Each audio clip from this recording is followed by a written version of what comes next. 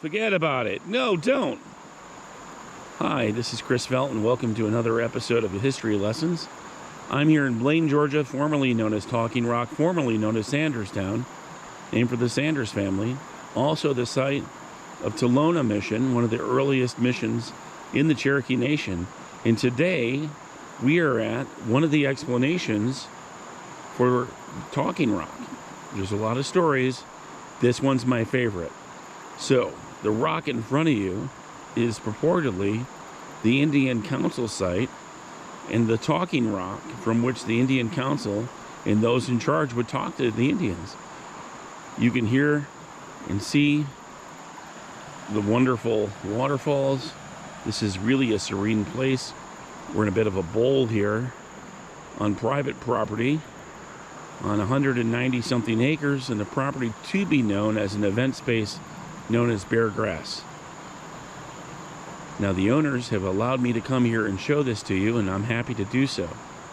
So, back in the 1800s, not much past the 1700s, the Cherokee Indians would meet here. Now, there are a number of clans in the Cherokee Nation, and so when they held Indian councils, they would get together with the different heads of the clans. This is where the Indian chiefs and the heads of their clans would meet and talk. Now, elsewhere just off the property, around the bend and up the hill, and I'm sorry you can't see it from here, is a natural amphitheater that appears to be from limestone in the shape of an S on the other side of the river here, the creek. And above that, there is an Indian ball field. Now, the Indian ball field, by that I mean, it's a game similar to lacrosse, known as a netsa. And a netsa is Cherokee for the little brother of war. They would resolve conflicts, territorial disputes and stuff like that, by playing a netsa.